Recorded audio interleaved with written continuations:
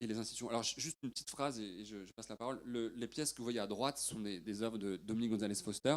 Ça s'appelle Les Chambres. C'est une série d'œuvres qu'elle a appelée Les Chambres. Et c'est elle qui parle de photogénie, en fait. Donc, c'est une des premières discussions que j'ai eues il y a très longtemps sur cette question de la photogénie, des expositions et des œuvres exposées. Et notamment, ça vient d'Éric Troncy, enfin, de ce type de personnes, de ce type de revue comme document sur l'art. Donc là, je reprenais les deux titres, mais peut-être, du coup, je vais céder la parole. Oui, merci Rémi, parce que malheureusement, on a peu de temps. Merci d'avoir en tout cas introduit aussi ces démarches à la fois de Pierre Luguillon et de Dominique Gonzalez Foster. On voit comment l'archive photographique notamment sert de matière pour des artistes et des curateurs. Et effectivement, Keren, j'aurais aimé que vous évoquiez sur cette reconnaissance de l'auteur derrière la photographie d'art et d'architecture le projet particulier de Catherine Ranoux, qui effectivement nous invite à nous demander si est-ce qu'on peut faire œuvre en documentant.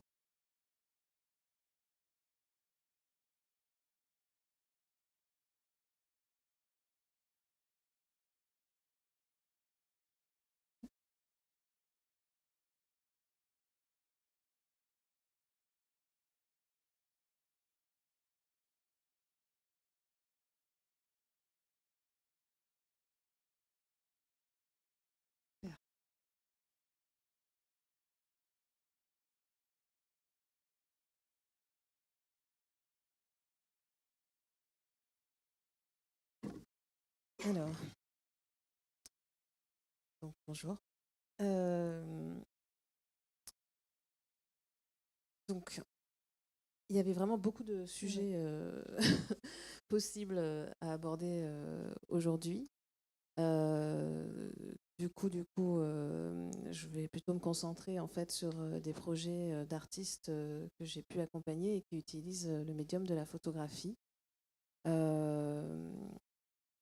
Et, et en fait, je vois des relations en fait entre une pratique d'artistes qui utilisent des images qu'ils réalisent eux-mêmes ou des images d'archives qu'ils scénographient. Je vois des liens aussi avec mon intérêt propre aussi de commissaire d'exposition lié donc à l'agencement d'images ou d'éléments dans un espace donné. Ce qui m'intéresse avec l'exposition, c'est que c'est peut dire une sorte de médium qui va produire des narrations, qui permet de faire advenir ensemble des perspectives différentes, de valoriser des fragments, de faire entendre des dissonances, de révéler des manques. Et donc, ce qui m'intéresse dans l'exposition, ce qui m'intéresse aussi dans ces artistes avec lesquels j'ai pu travailler et qui utilisent la photographie, c'est un certain rapport à l'histoire et au récit, et une manière donc d'amener ensemble, d'agencer des éléments différents et de les réactualiser dans un temps donné, un temps et un espace donné. Donc par rapport à la photographie, il y a le choix du format, du support, le rythme des images qui sont importants. Enfin, c'est pas la photographie en général, c'est vraiment tous ces aspects de son rendu dans l'exposition, et qui créent des écarts, qui créent des contretemps, et qui sont susceptibles de cette manière-là de mettre en abîme en fait une expérience propre du visiteur dans un temps d'exposition. Voilà. Donc les artistes auxquels je me suis intéressée, souvent, c'était des artistes qui ont fait de l'enquête un sujet de recherche plastique. Cette dimension d'enquête est souvent très présente. Donc j'aurais pu citer plusieurs projets, et là, ici, il y en a un en particulier que j'ai souhaité retenir, c'est celui de Catherine Ranoux qui a été présenté ici au FRAC à Dunkerque. Mais c'est vrai que j'ai travaillé avec différents artistes qui utilisent le document photographique et les archives pour mettre en jeu un rapport à une réalité socio-historique donnée. Et aussi dans l'idée de construire un regard collectif. Et donc, voilà, il y a différents exemples, mais ici, on va essayer de voir un peu comment ces documents sont traités et comment ils sont montrés. Donc, Catherine Ranoux est une artiste architecte qui est venue en résidence à Dunkerque en 2016 pour compléter une enquête de terrain. Elle a travaillé ici, elle a déambulé, rencontré différentes personnes. Elle est Elle était accueillie au château Coquel d'ailleurs pour voilà, aussi être inscrite dans un tissu social, ce qui lui a permis de nouer des relations, de rencontrer des gens et de nourrir son enquête pour son projet qui s'intitule l'Agence internationale, qu'elle avait entamé quelques années plus tôt. De quoi s'agit-il? En fait, l'Agence internationale, c'est une agence d'architecture fictive qui s'approprie des constructions existantes, des autoconstructions, qui sont généralement sans auteur reconnu et qu'elle documente et qu'elle intègre à son propre catalogue. Donc, les autoconstructions, c'est quelqu'un qui construit une cabane dans son jardin, ou, enfin, voilà, mais auquel on ne donne pas une valeur de bâtiment avec un auteur qui n'est pas reconnu. Et donc, elle, toute sa fiction, c'est l'opération en fait qu'elle met en place, c'est recréer a posteriori des dessins qui modélisent ces autoconstructions trouvées et qui apparaissent ensuite comme des matrices potentielles qui permettront d'en diffuser plus largement les principes. Et donc, cette opération critique m'intéresse parce qu'elle est de l'ordre de la réactivation et elle ouvre un usage potentiel. Donc là, ici, on voit, à partir de photographies, une autoconstruction qu'elle a par la suite redessinée et qui donc se présente dans un catalogue d'une agence qui vous permettrait de reproduire vous-même cette construction. Donc l'artiste crée une exposition. Alors, avancez ici. Donc là, c'est l'exposition qui était présentée au FRAC. Vous voyez donc... il y avait une scénographie qui ressemblait à une sorte de bureau d'architecture, donc c'était pas des socles, mais c'était vraiment des tables, des bureaux, et puis sur chacun, différents projets qui étaient documentés, agencés. Donc l'artiste crée une exposition qui a un véritable dispositif, une vraie mise en scène. Elle a sillonné Dunkerque pour constituer une archive d'abord photographique, en glanant des témoignages pour ensuite remettre en circulation des formes par le dessin, la 3 dimensions, parfois la vidéo. Et cette opération qui retranscrit des documents, elle les commente, elle les annote et elle leur redonne en fait, elle échange de format. Et en fait, ça rejoint une journée d'études où j'étais récemment, qui était organisée par Cyril Crignon et l'ESA de Dunkerque, où il avait invité ce philosophe qui s'appelle David Zerbib, et qui a une analyse tout à fait intéressante sur un changement de paradigme, en fait, où les artistes s'intéressent de plus en plus à cette question, non pas de la forme, mais du format, et donc de traduire quelque chose, pas documentaire, mais de changer, en fait, de format de ce qui est donné à voir. Donc, ils retranscrivent les documents. Donc, pour lui, en fait, c'est une manière de construire une autre matrice d'intelligibilité de la réalité sociale et ça donne un autre cadre pour une autre expérience esthétique. Et donc, je pense que Catherine Ranoux s'inscrit vraiment dans cet intérêt en fait qu'elle porte, non pas à la documentation, au contenu vraiment en tant que tel, mais vraiment à redonner un cadre, un contexte qui déplace en fait les modalités de perception et de compréhension d'une réalité sociale. Et donc, je voudrais ici attirer l'attention sur une production photographique spécifique qui était présentée dans cette exposition, qui était discrète mais signifiante. Donc là, vous voyez chaque table, donc ici on voit comment elle retraite les documents photographiques, elle les réannote, elle les transpose dans un autre format. Voilà, une autre modélisation 3D. Et en fait, vous voyez au fond, hop, voilà, ici, un mur de photographie.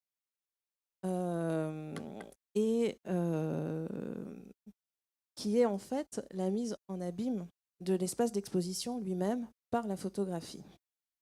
Donc l'exposition se déroulait au FRAC et Catherine Ranoux a demandé au photographe officiel des architectes du bâtiment du FRAC, la Caton et Vassal, donc ce photographe, de prendre en photographie l'installation de l'agence internationale et de placer ces photographies dans l'espace d'exposition lui-même. Donc vraiment mise en abîme de la photographie d'exposition elle-même.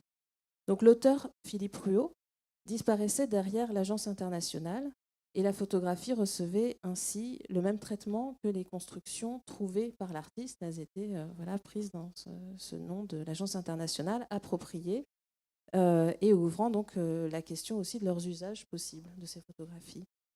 Et dans la scénographie, leur redondance crée une sorte de contretemps. On se promène dans cette exposition et on se retrouve face à ces vues de l'espace. Ça joue comme un indice de la fiction historique et ça affecte directement l'expérience du visiteur directement. Ça ancre vraiment dans un présent, dans un temps de visite donné.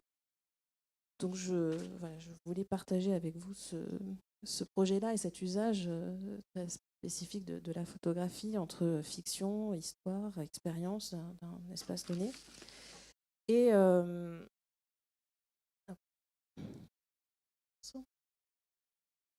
ça, ce sont en fait les images qui étaient photographiées par Philippe Ruot et qui étaient présentées dans l'exposition. Donc ce sont des photos. Voilà. Alors, il y a un autre projet qui était présenté au FRAC à Dunkerque, qui est le projet de Chantal Vey, Controcorrente, qui a été initié avant mon arrivée au FRAC et que j'ai eu vraiment le plaisir d'accueillir, qui est un projet initié par le Château Coquel. Donc peut-être je vais te laisser présenter ce projet-là. Merci pour cette transition. Paul, si vous pouvez effectivement évoquer ce projet de Chantal Vey qui, effectivement, par une scénographie très particulière qu'on va évoquer, vient documenter, convoquer un voyage sur les traces de Pasolini. Merci, bonjour. Alors, je ne suis pas forcément aussi avancé près que mes collègues, étant entendu que ce soir, j'expose Sophie de Bâle au Château Coquel et qu'on est fort occupé. J'espère que vous viendrez nombreux. Alors, le travail avec Chantal Vey a commencé il y a quelques années déjà. Elle a décidé de reprendre le chemin qu'avait fait Pier Paolo Pasolini en 1965, à l'issue duquel il avait écrit un ouvrage qui s'appelle La longue route de sable, où à un moment, il donnait dans une forme très poétique, c'est un tout petit ouvrage qui, à mon avis, doit être édité chez Babel, il me semble, qui est dans une forme très poétique. Il fait le tour de l'Italie et il donne à voir ce qu'est l'Italie de ce temps-là, avec cette espèce de fin de cycle des aménagements touristiques, notamment forcés de la côte italienne.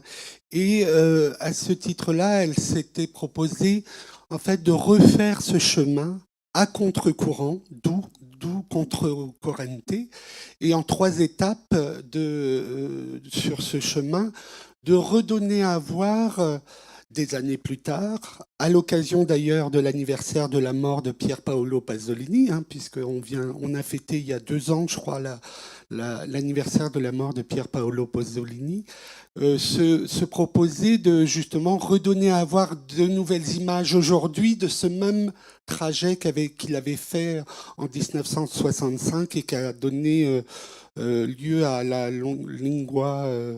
je ne sais plus, enfin je ne suis pas italien, excusez-moi. Donc, elle refait ce chemin en 3 étapes. La première étape a été accueillie, elle a fait le voyage, elle avait mis en place un dispositif particulier, c'est-à-dire qu'elle allait en Italie, qu'elle prenait des contacts avec des Italiens et qu'elle rentrait dans ce lien et elle demandait à ces personnes en Italie, ces habitants, de lui donner à voir la vision qu'ils avaient de Pier Paolo Pasolini, et notamment de revenir sur les lieux qu'il a décrits dans La longue route de sable. Et elle prenait des images, du coup, contemporaines, qu'elle mettait en écho de ces images anciennes. Donc, c'est son dispositif. Et donc, du coup, moi, je l'avais accueillie la première fois au Château Coquel à l'occasion d'un commissariat partagé sur plusieurs photographes dont elle faisait partie, où à un moment, je posais la question des photographes marcheurs. parce que j'avais réuni plusieurs photographes et elle en faisait partie, où justement on donne à voir ces photographes, des images de ces photographes qui travaillent dans la lenteur et qui essaient de visiter les territoires entre un point A et un point B. Comment existent ces territoires dans la marche et dans la lenteur. Donc, on avait fait une première proposition d'installation, d'exposition au Château Coquel, où elle avait proposé des images, je dirais, exposées de manière assez traditionnelle de ce parcours de la longue route de sable, de cette première partie. Et la deuxième, c'est pour ça qu'on appelle ça Contro Corrente numéro 2, on a commencé une négociation avec le FRAC pour imaginer la deuxième étape et son deuxième voyage, de pouvoir le diffuser dans une coopération avec le FRAC Nord-Pas-de-Calais à l'époque, Hauts-de-France désormais. Et ce qui a été intéressant, c'est que d'abord, on a, du coup, c'est une histoire à plusieurs mains, c'est-à-dire que c'est un commissariat partagé entre le Château Coquel et le FRAC autour d'une œuvre artistique qui a été plutôt intéressante parce que ça déploie les moyens, la reconnaissance, la visibilité de l'artiste et ça ajoute aussi des regards particulier dans, je dirais même le mode d'exposition, puisque à un moment, du coup, on passe d'un lieu, le Château Coquel, où on est sur finalement une exposition un type d'exposition de la photographie, somme toute assez traditionnelle. Hein. Je ne dégrade pas le Château Coquel quand je dis ça. Hein. C'est-à-dire que nous, on donne à voir l'image dans une logique sérielle assez classique. Alors que là, avec ce regard singulier de l'art contemporain du FRAC, du coup, l'artiste a été invité avec nous dans une forme de collaboration à réinterroger le mode même de l'exposition, parce que c'est ce qui s'est passé avec notamment beaucoup d'emplois d'exposition de dos bleus, vous voyez, hein, ces affiches qu'on colle et qu'on encolle sur les murs qui fait qu'on arrive à des formes de trouées et avec des implantations d'images qui viennent se poser sur les dos bleus, avec une implantation de vitrines donnant à voir tout plein d'éléments traduisant ce chemin effectué par Pier Paolo Pasolini, jusqu'à, par exemple, de l'installation dans le dispositif d'expo de sable de la plage d'Ostie,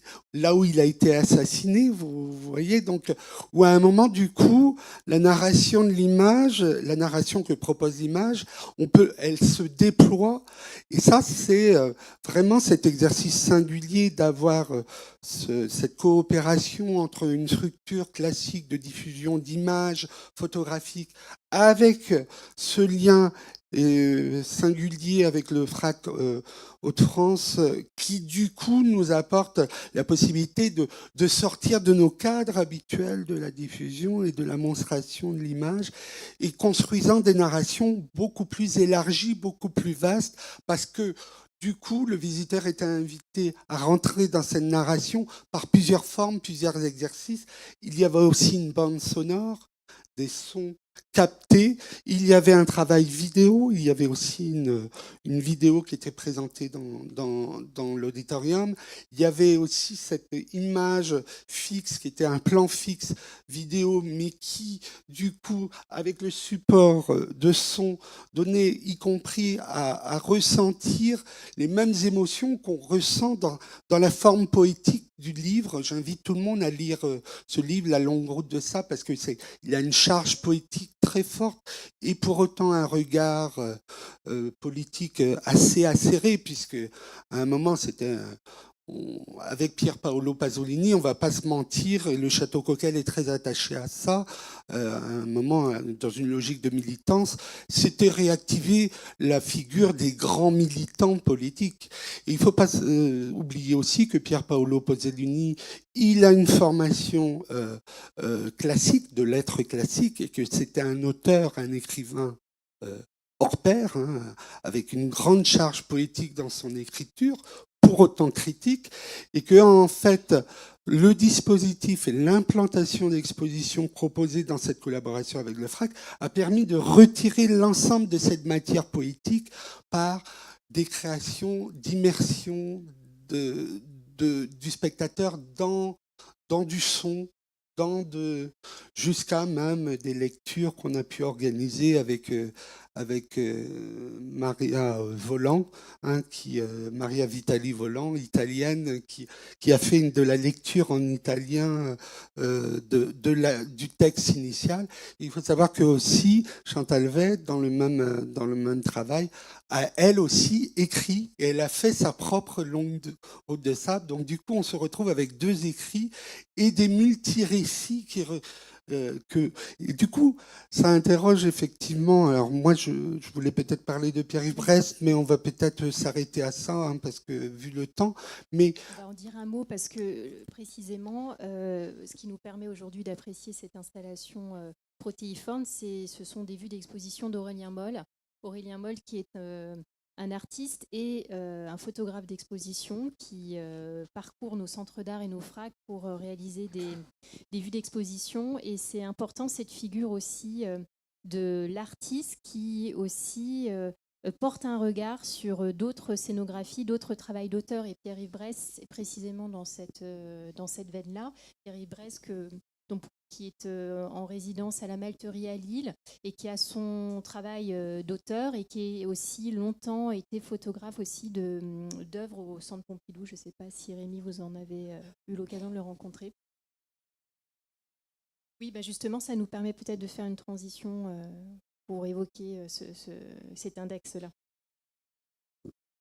Combien de temps en fait encore?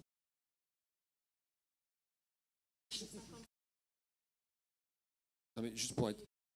Moi, je voulais juste rebondir parce que Post-Document, Post-Document, c'est une revue, hein, qui est à la fois une revue expérimentale sur la question de la vue d'expo, et donc qu'on a créé avec Aurélien Moll il y a en 2010 pour parler de ces questions-là justement. Mais c'est quelque chose d'assez particulier. Ce que par rapport à y rebondir, en fait, je pense qu'il doit être utile pour les autres, pour la suite de la journée. Si je retrouve ma clé USB. C'était justement, j'avais préparé un petit document. Justement pour les questions. On a essayé de faire ça avec des collègues de l'école de photo à Arles, faire une espèce de typologie des accrochages de photographie. Alors, ça nécessite justement de réfléchir un petit peu avant à un historique de cette manière d'accrocher les photographies. Donc, c'était juste ça que je voulais rapidement poser. Et après, vous parlez justement de ces enjeux-là. Donc, je reprends, c'était sur l'autre PDF tout à l'heure. Je ne vais pas le mettre en...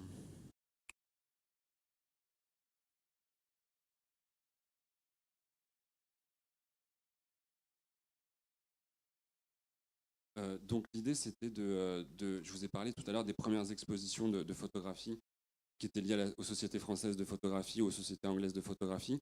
Ce qui est assez intéressant, c'est que c'est avec le mouvement du pictorialisme que l'accrochage de la photographie va se développer.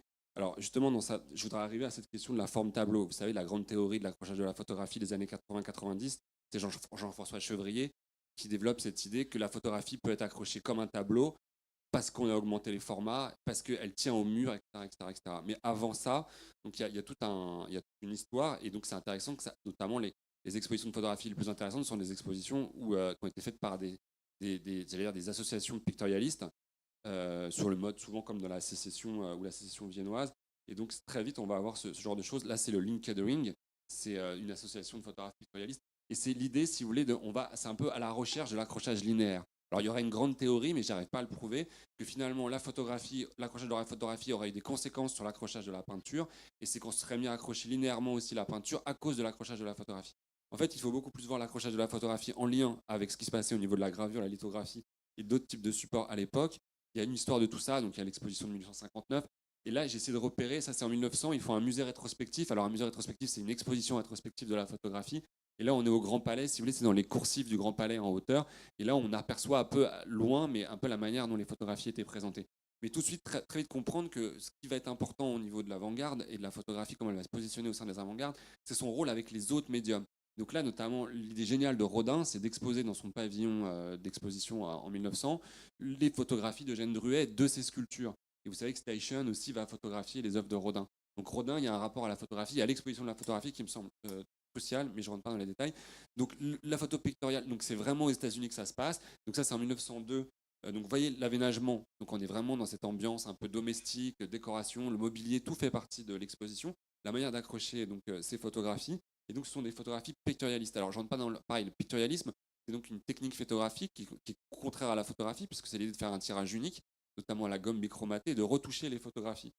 Les grands héros sont Demachy en France, ou Constant Pouillot, ou Station, justement. Donc voilà. Donc la galerie de 191, c'est ça. Et donc on arrive avec un accrochage linéaire, c'est-à-dire un accrochage plus épuré, on laisse un peu plus de vide autour des photographies. Donc regardez bien le système d'éclairage, c'est les premiers éclairages électriques d'une exposition, et le système avec la rambarde aussi en dessous, et les autres éléments qui viennent... Voilà. Alors après, la grande idée dans l'exposition de la photographie, c'est Olivier Lugon qui en parle très bien. Ce sont les expositions didactiques en Allemagne. Je vous montre juste deux exemples. Donc, El Lissitzky avec Di Pressa à droite, à gauche, et à droite, donc FIFO. Il y a donc deux expositions qui avaient lieu en Allemagne. Donc là, c'est des vues d'exposition de FIFO. Et de voir que ces gens-là, en fait, si vous voulez, Lissitzky, Herbert Bayer, après Herbert Bayer, ou Molinage, ce sont des scénographes d'exposition qui construisent des expositions, mais pas que de photographie d'ailleurs, avec un œil de photographe. C'est-à-dire qu'ils vont utiliser le principe photographique, non seulement la photographie, mais le principe photographique pour construire des expositions et des scénographies d'exposition. Donc c'est le diagramme de la vision autre de Herbert Bayer que vous avez ici. Donc ce petit bonhomme qui a perdu son cerveau, qui n'a plus qu'un seul œil, et qui regarde comme ça l'environnement et la photographie qui va se spatialiser. Donc ça, c'est la grande idée au-delà de la forme linéaire, la spatialisation de la photographie dans l'espace d'exposition. C'est quelque chose qui résonne beaucoup dans les pratiques contemporaines, mais qui sont déjà des choses très anciennes, qu'on retrouve aussi, il y a beaucoup d'exemples. Et donc là, c'est en 1930, l'expo des artistes décorateurs, donc les ennemis de l'UAM, qui est exposée donc à Paris en 1930, et la salle allemande. C'est des choses qui sont refaites justement de ces principes scénographiques, on les retrouve. Alors ensuite, ça aboutit, Herbert Bayer, notamment, quitte l'Europe, il va pendant la guerre, il va aux États-Unis, 42, donc Station va devenir directeur du département photographie. Le MoMA est un lieu très important pour l'exposition de la photographie. C'est presque eux qui vont inventer la manière d'exposer les photographies de manière moderne. Donc là, je montre justement cette spatialisation avec Road to the Victory, qui était une exposition de propagande américaine pour forcer l'opinion publique à accepter l'entrée en guerre des États-Unis. Enfin, je vais un peu vite, encore une fois, je schématise, mais là, vraiment, on a ce type d'accrochage. Et ça aboutit, si vous voulez, tout ça avec The Family of Man. Alors, Family of Man, c'est génial parce que l'exposition a été documentée par plusieurs photographes, mais notamment par Ezra Stoller.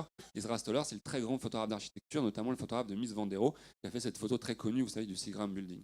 Donc, c'est lui qui va documenter cette exposition organisée par Station, qui sera l'exposition la plus visitée dans le monde, parce qu'elle va circuler avec une version itinérante, notamment en Europe. Il y aura plusieurs millions de visiteurs. Enfin, c'est le record imbattable, c'est beaucoup plus que Toutankhamon d'exposition. Donc on a vraiment ce système, ce dispositif d'accrochage. Donc les photographies vont même être accrochées jusqu'au plafond, si vous voulez, comme ça on a ce type d'image. Rémi, j'ai peut-être une question après pour qu'on puisse terminer ensemble. Oui.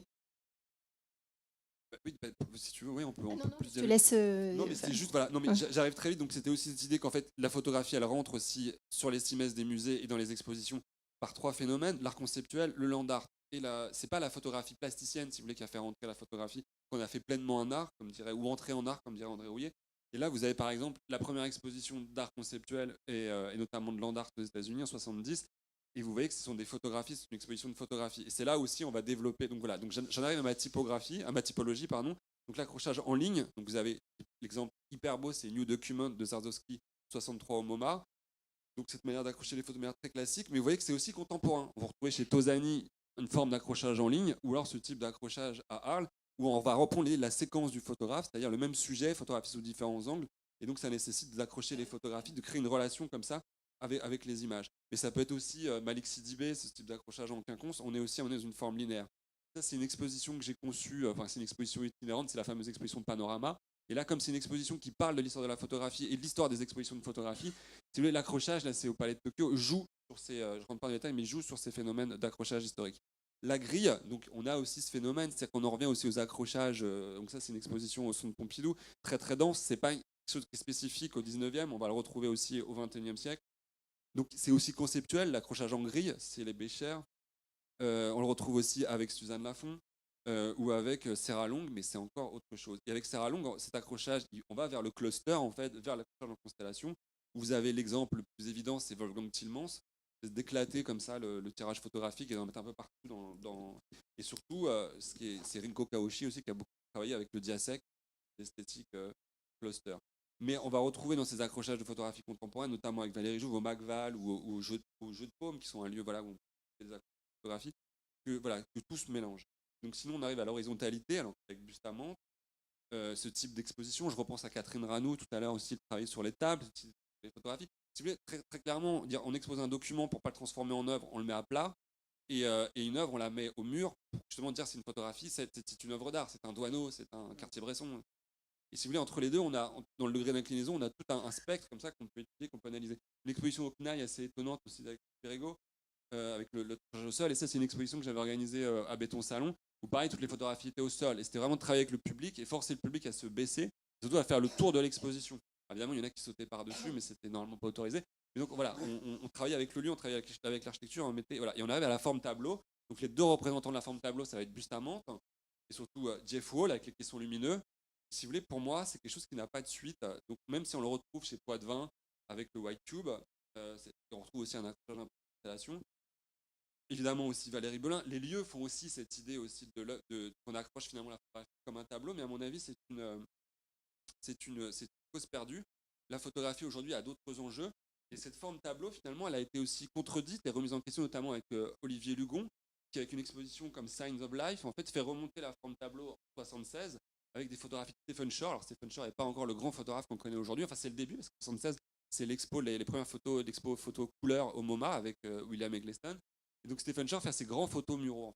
Donc, la grande idée, en fait, de Chevrier, c'était que pendant très longtemps, la photographie, elle lutte contre la publicité. Si vous voulez, plus une image est grande, plus c'est de la pub, moins c'est de l'art. Plus une image est petite, plus elle est en noir et blanc, en noir en chaîne, avec une belle Marie-Louise blanche, plus c'est une photographie d'art. Donc en fait, les artistes vont jouer là-dessus, si vous voulez. Et donc, on commence à travailler un petit peu avec cet agrandissement. Donc ça vient, c'est la dimension postmoderne aussi de l'accrochage de la photographie. On en revient aux photos muraux, et donc à cette manière dont ces photographies reviennent comme élément scénographique. Si vous voulez, la photographie devient un médium de la scénographie et de la muséographie. C'est pas nouveau, ça date des expositions d'architecture à gauche, à droite. Cette manière qu'avec Christo, avec Harry Shunk notamment, je ne veux pas parler d'Harry Shunk parce que l'expo va commencer dans 3 semaines, dans 15 jours. Ça va être une expo assez importante, l'expo sur les archives Shunkenda. Et donc Shunk était le photographe notamment de Christo, il photographiait la Wapott Coast en Australie. Vous pouvez voir sur place, mais ça a duré très peu de temps. Finalement, c'est par ces grandes photographies qui faisaient plus de 4 mètres de haut, une espèce de tableau d'histoire, que ces photographies étaient exposées ensuite en 72 au Grand Palais. Mais cette forme tableau, elle n'est pas non plus nouvelle. J'ai découvert ça il n'y a pas longtemps. Nadar avait fait des agrandissements photographiques en 1900. La BNF en a acheté quelques-uns il n'y a pas longtemps. Et donc, c'est des photographies du 19e qui font 1 mètre de haut et en fait qui sont complètement repeintes et recolorisées. Mais cette idée d'utiliser la photographie, je ne rentre pas dans les détails, mais une expo Courbet, on n'a pas les tableaux de Courbet, on met des photographies à Fidèle Défi en 60. Ils n'ont pas encore les Demoiselles d'Avignon au MoMA en 1930. Ils mettent donc une photographie des Demoiselles d'Avignon.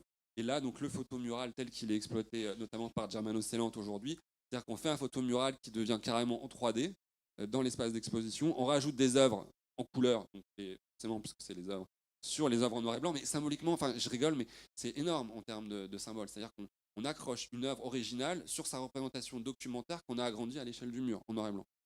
Donc on a ce type d'image, et puis voilà, vous avez évidemment Pompidou, le Centre Pompidou refait la même chose, accroche des œuvres par-dessus des photos muraux pour le musée des années 30.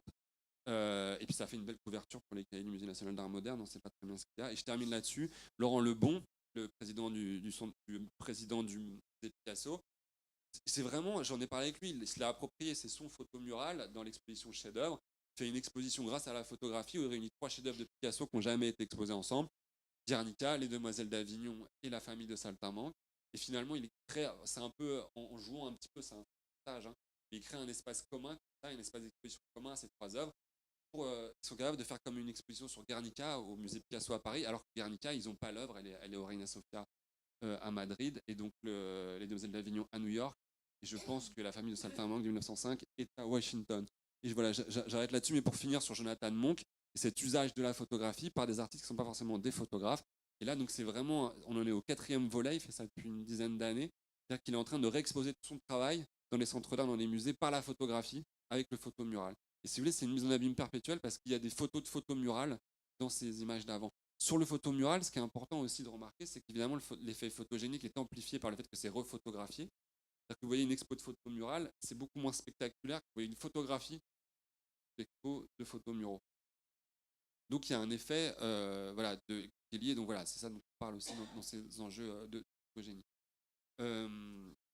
Moi, je pense que exposer la photographie aujourd'hui, qu'elle soit documentaire ou artistique, ça nécessite de prendre en compte énormément un certain nombre de paramètres et notamment d'avoir une mise en espace, et scénographie, je trouve que le terme est trop fort, une mise en espace qui permette d'être juste en fait, par rapport à ces images. Et donc le projet, mais je pense qu'on n'a pas le temps d'en parler, donc c'était un projet donc, à partir des archives Chunk que j'avais développé avec Aurélie Petrel. Et Aurélie Petrel, à mon avis, incarne un peu cette tendance photographique actuelle qui essaye d'écrire Étienne Hatt. Vous savez, Étienne Hatt, c'est le chroniqueur photo de Art Press depuis quelques années. Et il essaye vraiment voilà, de dessiner, d'observer ce qui se passe un petit peu sur la scène des expositions de photographie. Et il n'y a pas de terme, si vous voulez, pour l'instant. Jean-Luc Moulin se fichait de lui l'autre jour en lui disant qu'il devrait inventer un nouvel isme sur cette nouvelle tendance de la photographie. Mais c'est vraiment la tendance qu'a la photographie aujourd'hui à travailler avec l'espace, si vous voulez. Alors moi, évidemment, le photomural, aujourd'hui, c'est l'exemple évident pour en parler. Mais Aurélie Petrel, en fait, on a un rapport avec la sculpture. C'est pour ça que je vous parlais de Rodin tout à l'heure. La photographie, c'est même plus de la photographie. En fait, elle est éclatée dans tout l'espace. Et c'est presque plus l'idée de la photographie. Voilà. Et quelque part, moi, j'aboutis aussi avec mon travail de cette relation que j'essaie de faire entre la photographie et l'écran. C'est que finalement, on parle on est dans une période un peu post-médium finalement, mais moi, la photographie serait un supra-médium. L'exposition n'en est pas un, ne sera jamais un médium. C'est intéressant de voir comment la photographie, donc en étant cette espèce de supra-médium, permet aussi à l'exposition aujourd'hui d'évoluer et dans son rapport comme ça à l'image. Et donc ça me permet aussi d'inscrire un peu tout ce que je vous raconte, mais très schématique, au sein des Visual Studies. C'est vraiment intéressant et important voilà, de s'inscrire dans cette discipline des Visual Studies, qui est beaucoup plus développée d'ailleurs dans les pays anglo-saxons, aux États-Unis, que Et puis il y aurait tout un sujet qu'on n'a pas le temps d'aborder aussi, c'est la dimension performative de la photographie. Voilà. Et son rapport à la performance avec Chunk, qui est effectivement ce grand photographe qui a accompagné tous ces grands artistes des avant-gardes américaines et ces grands performeurs. Mais malheureusement, c'est un autre sujet. Enfin, j'invite effectivement les gens à se rapporter à ce projet que tu avais. Alors voilà, donc l'idée c'était qu'on a travaillé sur des archives des années 60, donc du photographe qui a fait le saut dans le vide notamment, ou les photos que je vous montrais. Et donc toute l'idée, alors si le Centre Pompidou fait une expo Chunk aujourd'hui, je trouve que c'est intéressant mais problématique. Moi je pensais qu'il fallait justement confier ça à des artistes pour qu'ils réinterprètent le travail de Chunk Kander. Donc on a fait une exposition au Centre photographique d'Île-de-France, c'est ce que je vais vous montrer, mais on n'a pas le temps. Oui, et ben, ça me permettait de faire une transition pour une dernière question que je voulais vous poser à tous les trois, justement sur cette reconnaissance de ces fonds d'archives d'exposition. Et c'est un sujet aussi pour nous très prégnant, évidemment dans les musées, mais dans les FRAC et les centres d'art, parce que nous n'avons pas de service iconographique, nous n'avons pas de personnes dédiées, et nous avons pourtant une attention, je pense que c'est un sujet pour tous à documenter. Et j'évoquais Aurélien Moll qui vient régulièrement dans nos lieux. Il y en a bien d'autres faire des photographies d'exposition. Mais je pense que c'est un vrai sujet. Paul, de la manière dont aussi vous gardez cette trace. Alors nous, au Château Coquel, on n'a pas de service de conservation et de capitalisation. On a une amorce quand même de capitalisation parce que il est essentiel de faire trace, y compris par exemple, on a été une des seules structures à opérer un travail de prise de vue des hauts fourneaux de ArcelorMittal. Donc on en devient quasiment une des deux seules structures en France à avoir capitalisé du patrimoine d'image sur les hauts fourneaux d'ArcelorMittal, qui, pour le coup, depuis, ont été transformés dans leurs usages, avec certains qui ont été fermés. On est vraiment carrément dans l'historiographie, et que du coup, on a de la capitalisation. avec la pauvreté des moyens, ce que tu disais, le fait qu'on n'a pas forcément un service dédié à ça et qu'à un moment, bon, on est un peu pantois là-dessus. On essaie de mettre tout ça dans une conservation minimale. D'ailleurs, bientôt va s'ouvrir l'Institut régional pour la photographie à Lille qui, à un moment, va travailler spécifiquement sur cette question de la conservation. Et on est plutôt content parce que dans le domaine de la photographie, les lieux sont rares. Aujourd'hui, nous, on a tendance aujourd'hui à ne plus du tout être dans la conservation du médium dans sa forme concrète, hein, c'est-à-dire qu'on capitalise plus d'images, on a des résidences d'artistes assez nombreuses et du coup, même dans les dispositifs de résidence, on n'inscrit plus de capitalisation, ce que on a pu faire les uns et les autres assez souvent dans des résidences avec dépôt d'œuvres et tout, parce que justement, on n'a pas forcément les moyens de la capitalisation et de l'exploitation derrière. Ça, c'est une première chose. Après, on a inventé des nouvelles formes, nous, au Château Coquel, avec notamment des possibilités de visite numérique virtuelle, quoi, avec des teasers qui apparaissent sur notre site. Hein. J'invite tout le monde à aller sur le site du Château Coquel. On est assez singulier en termes de nomination pour apparaître en haut de page, donc c'est pas mal. Et du coup, dedans, on fait des teasers avec des logiques où on peut suivre la visite d'expo en même temps que le vernissage se fait, quoi. On est en train d'expérimenter des choses de cet ordre-là et qui après restent sur notre site dans de la rétrospective. Mais on ne va pas plus loin au regard des moyens dédiés et dotés, quoi. Voilà pour le moment. Est-ce que quelqu'un voulait ajouter? Très rapidement, nous on documente nos expositions en faisant appel justement à un photographe qui s'appelle Aurélien Moll, donc voilà, avec qui tu collabores aussi et qui du coup, tous vos travaux qui sont quand même relativement récents sur la photographie d'exposition visent aussi à donner un statut aux photographes d'exposition et donc se pose la question de l'auteur, des droits de reproduction, des durées. Voilà, et donc nous, au FRAC, on collabore avec Aurélien et puis on s'intéresse de près aussi à toutes ces questions qui sont aussi des questions juridiques. Justement, oui, juste conclure là-dessus, c'est vrai que tout ça, c'est un chantier encore, les questions de droit d'auteur et les questions du droit du photographe. Le problème, c'est que ça fait un droit d'auteur en cascade, parce qu'on parlait des scénographes d'expo aussi, qui peuvent défendre un droit d'auteur à partir des photos d'expo. Les commissaires d'expo, c'est-à-dire que le curateur aussi s'invente aussi par rapport à la photo d'expo, permet de signer l'expo. Un des plus grands curateurs, Harald Zeman, avait dans ses archives un nombre de photos d'expo impressionnant et surtout recommandé. C'était un outil de travail et une manière aussi de. Donc tout ça, ce sont des chantiers juridiques à mener sur cet objet de recherche. Et vous voyez, il y a encore beaucoup de choses à faire sur les. Et je l'ai abordé vite fait, hein, le juridique tout à l'heure, mais vous voyez, à chaque fois, les questions juridiques, comme elles sont révélatrices aussi d'une situation. Je pense qu'au-delà de ça, le métier de photographe aujourd'hui est un métier en danger, justement pour ces questions de droit d'auteur. Et c'est quelque chose auquel il faut toujours réfléchir aussi par rapport à ton expose de la photographie artistique. Voilà, qu'est-ce que la photographie aujourd'hui? À mon avis, avec le numérique, c'est quelque chose qui est en train d'évoluer. Merci à tous les trois. Peut-être qu'avant qu'on clôt, quelques questions dans la salle, si on a le temps d'en prendre.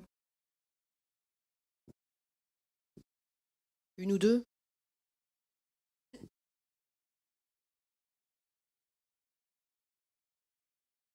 On va inviter Béatrice et... Oui, une question.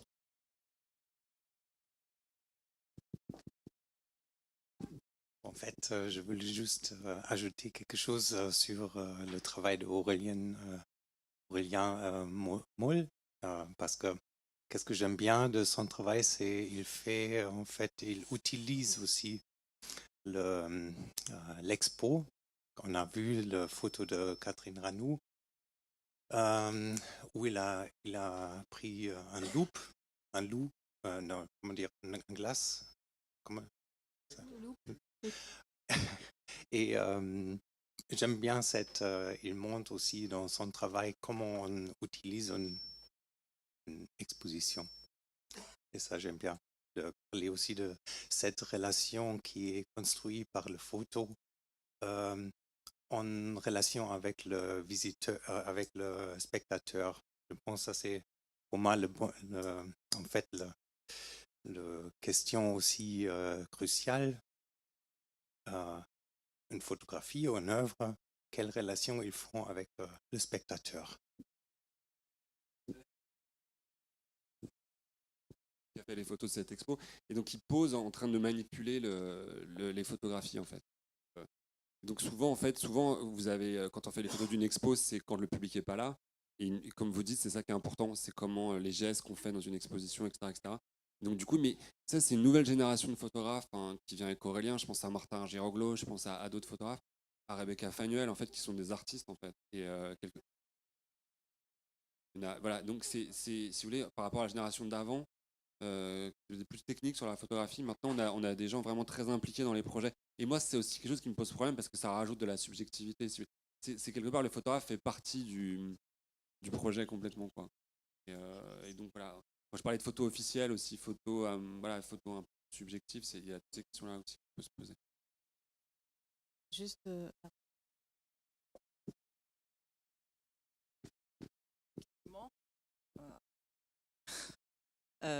effectivement, on est passé quand même de la photo documentaire d'une exposition pour archivage. En général, c'était pour les institutions. Et là, ce dont vous parlez, c'est un artiste photographe. Donc, c'est quelqu'un qui a un regard, qui a un œil par rapport à l'environnement, à l'expo, à la thématique. Il est partie prenante. Donc, c'est deux choses différentes. Donc là, ce que vous avez évoqué, pour moi, c'est vraiment un vrai travail d'artiste photographe et non pas d'un photographe documentaire. Donc la nuance, elle est là.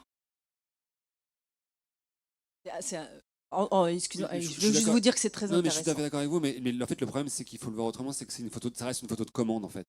Quand il travaille pour le FRAC, en fait, Aurélien, il a quelque part, voilà, il a un problème de neutralité. Mais c'est tout le problème en fait, ouais, l'idée, c'est que, ouais, le problème, c'est que c'est pas le sujet, mais si on se lance là-dessus, moi, je lui ai toujours dit de prendre un pseudo, en fait, parce qu'en fait, toute l'idée, c'est que de pas tout mélanger en fait. Et en fait, ce que vous dites est très juste, c'est qu'on va de plus en plus aller vers ça. C'est-à-dire que ce qui est intéressant en fait, ce qui intéresse les gens pour faire un catalogue, pour publier de la photo d'expo, etc., c'est d'avoir finalement un nom aussi. Donc de plus en plus, ils l'ont fait pour le documenta. Il y a déjà très longtemps, ils ont invité des historiens de l'art, d'autres artistes qui faisaient pas de la photo, des personnalités du monde de l'art à faire des photos.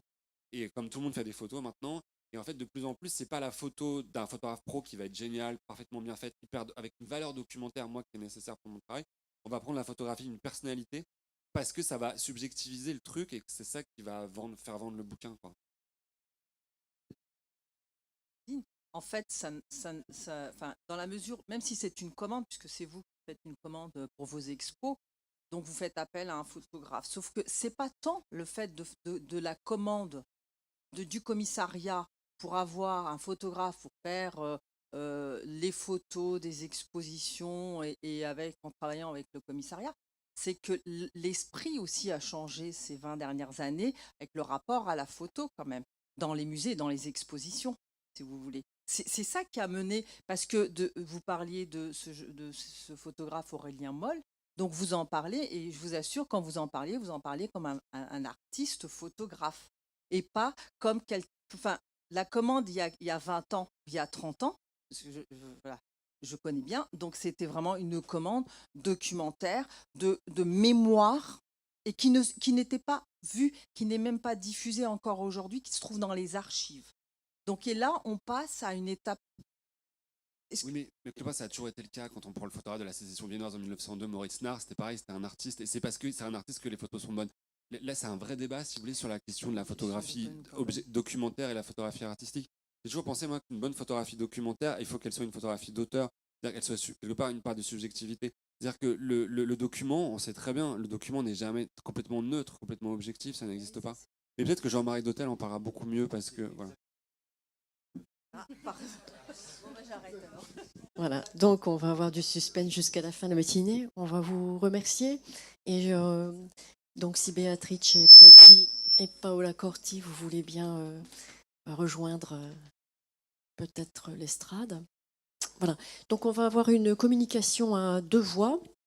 Paola Corti vient de l'université de Turin, donc on la remercie d'avoir